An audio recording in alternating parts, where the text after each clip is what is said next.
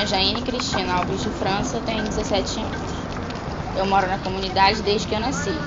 Uma das maiores dificuldades que eu sinto em morar na comunidade é em relação ao preconceito, porque quando nós estamos aqui dentro e estamos lá fora, conhecemos outras pessoas e tudo mais, elas levam bem até saber onde moramos. E logo quando falamos, lá é perigoso, não sei o quê. E por mais que não seja, a gente se sente mal, porque por mais que a gente tente explicar e como que é a vida e que não é e tal, a gente se sente mal por saber que onde a gente mora não deveria ser encarado dessa maneira. Uma virtude que eu tenho é de, mesmo morar onde eu moro, eu ter tido uma boa criação dos meus pais e saber me portar em diversas situações, em diversos lugares.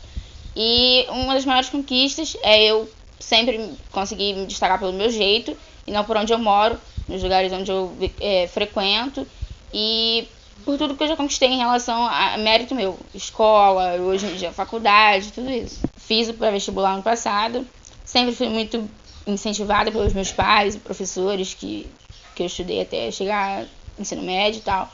Só que lá no pré-vestibular que eu fiz, ele ajudou muito, foi muito bom, porque muitas coisas eu aprendi lá que eu não tinha aprendido na escola ainda. Justamente por isso eu achava que eu tinha menos chance ainda. Sendo que, pela formação de muitos professores de lá, de ser da UF, eu tive mais ou menos uma noção de como que era a prova. E aí quando eu fiz, eu passei, nem acreditei, mas fiz a segunda fase e consegui. Eu queria que essa comunidade conseguisse conquistar uma coisa que é credibilidade. Porque muitas pessoas lá de fora olham pra dentro e só vê gente que não quer nada com nada, gente sem futuro, gente que não tá nem aí pra vida. Mas não é assim, não é generalizar. Existem sim esse tipo de pessoa, mas existem muitas pessoas aqui que estão fazendo o contrário, lutando para mostrar aquilo que pode conseguir, que é capaz de conseguir e que muitas pessoas não valorizam, por generalizar todo mundo assim. Então eu traria muita credibilidade para essas pessoas. Eu acho que não só os jovens, como todas as pessoas da comunidade não deveriam de ter vergonha de dizer onde mora. Porque o que faz uma pessoa menor ou ser menos importante do que outra não é o de onde ela mora, sim as atitudes que ela tem, dentro e fora de onde ela mora.